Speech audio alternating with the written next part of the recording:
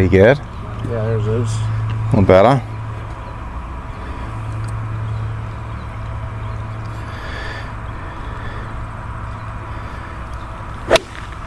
Really good there, right? Yeah. So how important is rhythm to you? I mean, you've played some tour events, you're a great golfer, you've got very high ball speed, but as an elite golfer with a really good ball striker, what does rhythm mean to you when you're playing? How important is it? Yeah, it's everything. It's the foundation. You know, that I always talk about, it's hard to stop a burning car running at 100 miles an hour. I find it a lot easier to fix and find my swing working at a rhythm that is controllable.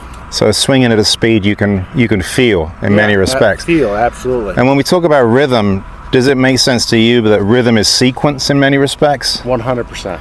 And then elite golfers, I talk about this a lot in my videos, elite golfers tend to drive their lower body out in front of their arms and release early as a result, struggle with that.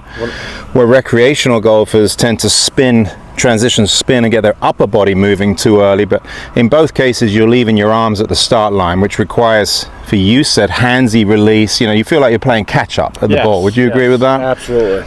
So when you, having worked with you a little bit, when you go face the camera for a second, when you go to the top of your backswing, you tend to start down too early. Would you agree with that? Absolutely. So you drive your pelvis, go to the top for me.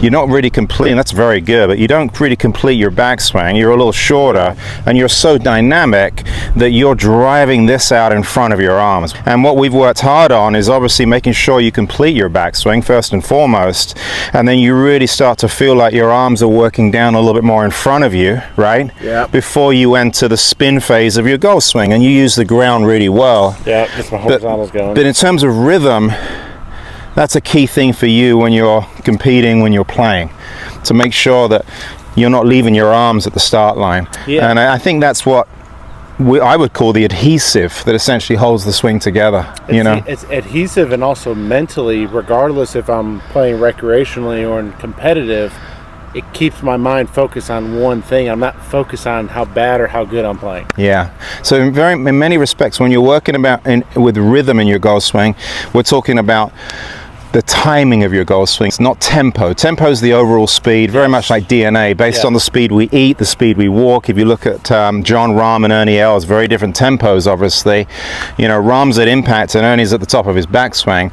But both of those players understand where and how to place the speed in their golf swing. Yes. And that is what rhythm is, guys. I want all of you to understand, whether you're Pete here, who hits it a mile. He's like 50 yards by me, guys. I mean, I'm not short. I mean, I carry the ball 265, 270. You're carrying it when you rip it 320. It's absolutely ridiculous. But again, when the lower body's driving out in front of the arms, it's a huge problem. So that's what we really want to talk about in today's lesson. I've got one really good drill, and I learned this from a guy called Ian Connolly, who used to coach Nick Faldo back in the day when Nick was a kid, and I was very blessed to work with Ian Connolly, and Nick Faldo has done this, and Nick Faldo always had wonderful rhythm.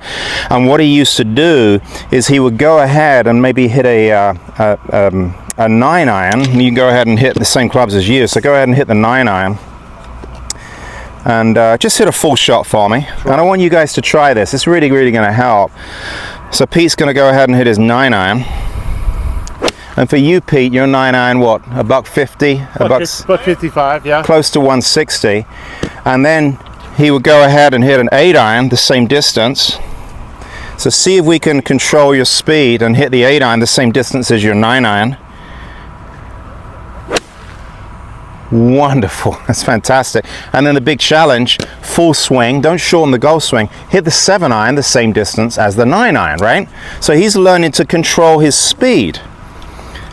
Smooth. Very good. Now that takes he made good contact with all three of those golf swings. And what we find is with the 7-iron, what you've done is you've lowered your trajectory. You've also lowered your spin in many respects. So hitting into a headwind. A lot of people lean on it and they swing harder into a headwind.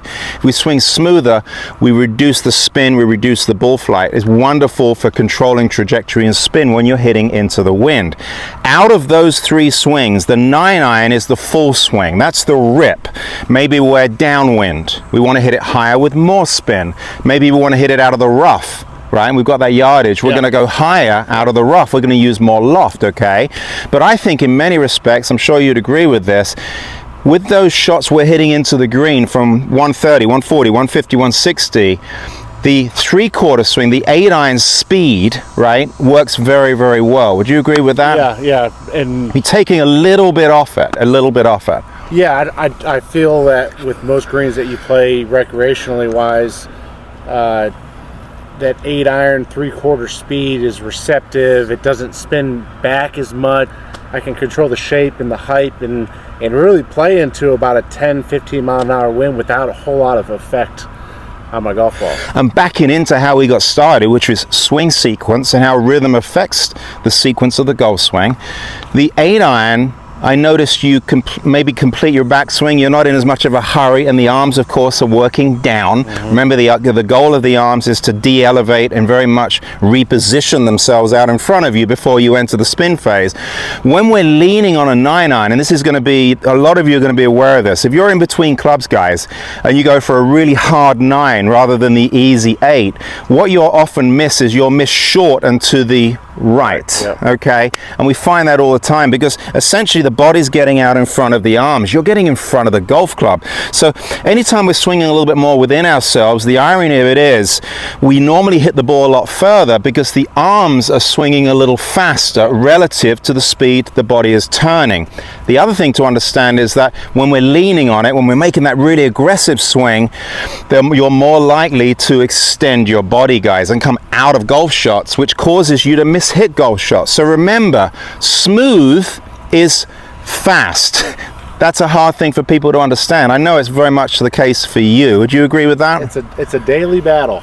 A daily battle. It never ends. Yes, Yeah, absolutely. So try that drill, guys. Hit 3 different clubs the same distance. It's a tremendous drill. There's no question it's very, very challenging. Don't shorten your swing. Keep the same length golf swing.